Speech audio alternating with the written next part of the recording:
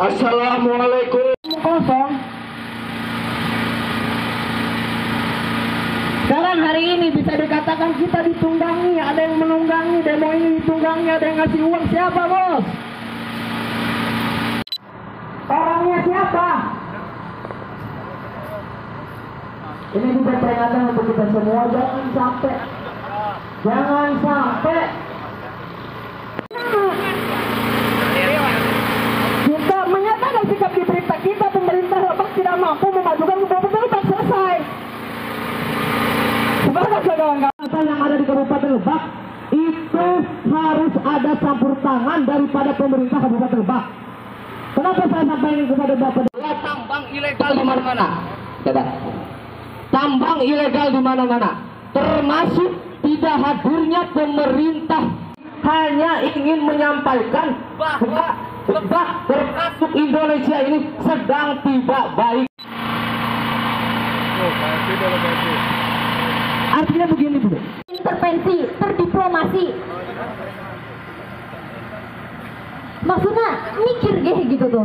Emang silnaon ya kanu demo iya sampai kami eta kudu diulah-ulahkeun. 100 hampir 2 abad Kabupaten Lebak merdeka, cenah, tapi masyarakat mah tetap miskin. Seharus nama Indonesia ge eleh ku Kabupaten Lebak. Eleh Indonesia ku Kabupaten Lebak, tapi Kabupaten Lebak aya nu menang duit ge. Laju batal ka dieu gara-gara diintervensi. Ayanya eta nanaon eta maksud mama eta DPRD, bupati pemerintahan eta masih Lebak keneh yang memang kita harus pedulikan, yang memang kita harus bereskan. Kemudian tuntutan kami pemerintahan yang baik itu perlu adanya kritik. Perlu Bapak Ibu ketahui, kritik itu adalah bagian dari tumbuh. Kalau pada saat ini faktanya Bapak Ibu Dewan anti, ini yang menjadi selalu menjadi PR bagi kita. Artinya selalu menjudge. Sebetulnya permintaan kami simpel Bapak Ibu, hanya ingin didengar terkait aspirasi. Ranah hukum dulu sebelum dilakukan audiensi. Ini prosesnya. Waktu audiensi pertama dengan pihak PTPN itu belum masuk ranah hukum, terima. Tapi ketika proses mau ada RPP, dua-duanya sudah melangkah di proses hukum. Khawatir adalah fase pembangunan dan yang keempat adalah fase penyelamatan. Tapi dari 4 fase ini harapannya bahkan Kabupaten Lebak yang dipakai itu adalah fase kerajaan dan hanya fase penjajahan, fase kemerdekaan. Dan saya tidak akan ngomong banyak mahasiswa yang digedoti tidak supaya tidak ikut aksi pada hari ini. Saya tidak akan ngomong itu. Dan saya tidak akan ngomong agar kita ngomong bahwa hari ini kita ada dalam fase yang sama. Kita ada dalam fase yang berbeda. Fase yang kedua itu pembangunan dan kemerdekaan. Saya rasa tidak. Kemerdekaan itu hanya disclaimer daripada kemerdekaan.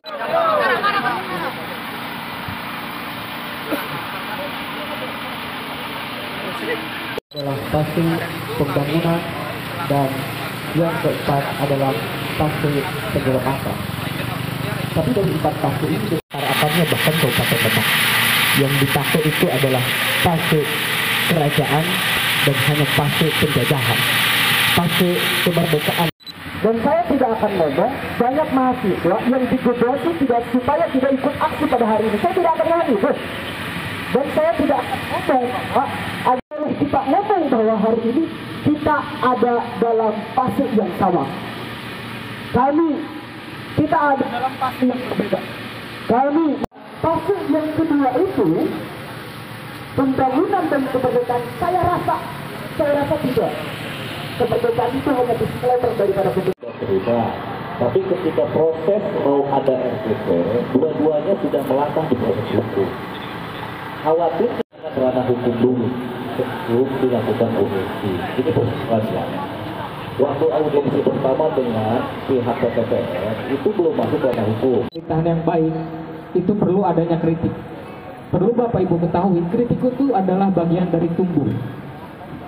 Kalau pada saat ini faktanya Bapak Ibu Dewan anti, ini yang menjadi selalu menjadi PR bagi kita. Artinya selalu menjudge. Sebetulnya permintaan kami simpel Bapak Ibu, hanya ingin didengar terkait aspirasi. Yang ditanya Misbah apa? Bukan Jamus kan? Nggak bisa lah, itu udah ada aturannya.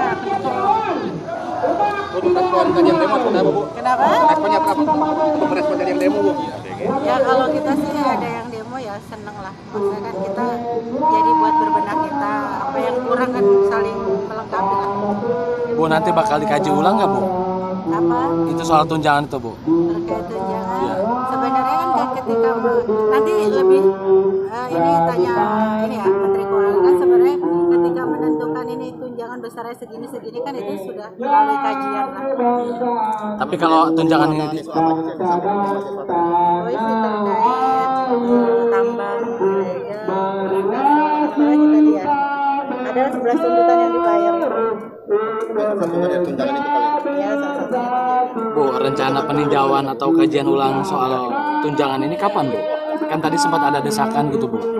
Nanti kami bicarakan dengan para pimpinan fraksi. Kalau misalkan ini ditinjau ulang Bu dan dikaji soal tunjangan ini, DPRD merasa keberatan nggak Bu?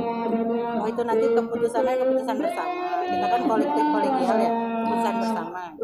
Bu, kalau gaji DPRD per bulan berapa sih Bu yang diterima? Berapa?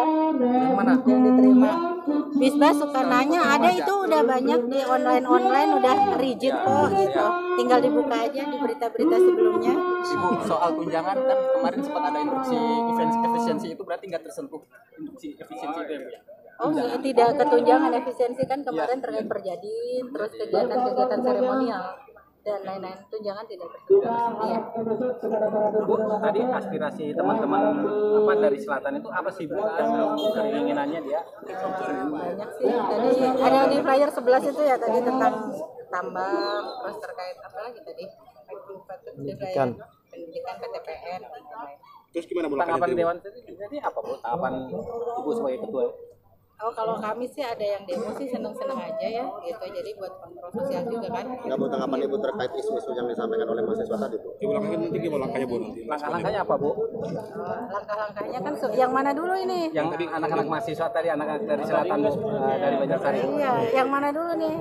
Yang mana? Tadi menyampaikan aspirasi kan masih Tambang kan? Tadi Ali sempat dengar kalau DPRD itu jarang diajak di forum soal tambang oleh provinsi. Nah itu gimana? Nah itu kan kalau terkait tambang kan memang selama ini yang nggak tahu sebelumnya ya, selama saya menjabat kan tidak pernah diajak duduk bareng nih bertambang di daerah kita, tapi izin dan lain-lain sebagainya di provinsi, makanya kita kan bergerak ke provinsi untuk duduk bareng.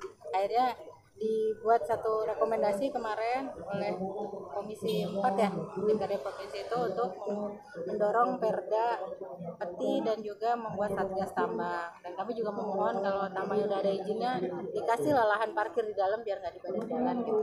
Kenapa sampai tidak? Soal aksi yang menyoroti rumah dinas itu gimana itu? Baik, jadi kenapa kami dari Gerakan Rakyat Melawan kemudian menyoroti rumah dinas yang sebetulnya ini masih isu, namun menjadi kekhawatiran juga, artinya sebetulnya ada prioritas yang harus diprioritaskan.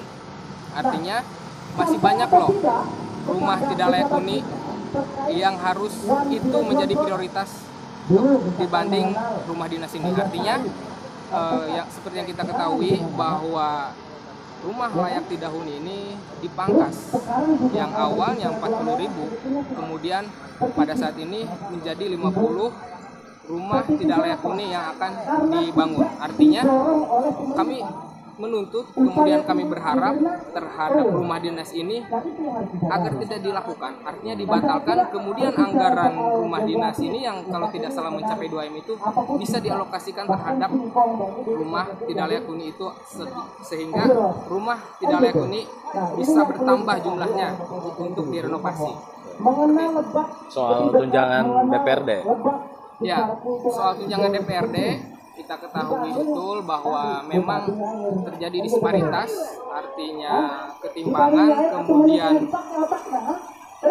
rasionalismenya itu kami rasa tidak masuk di logika, seperti tunjangan rumah. Ketua DPRD itu 19 juta dan anggotanya kalau tidak salah 14 juta. Artinya ini harus kita evaluasi, harus kita sesuaikan dengan daerah di Rangkas Bitung. Artinya sebetulnya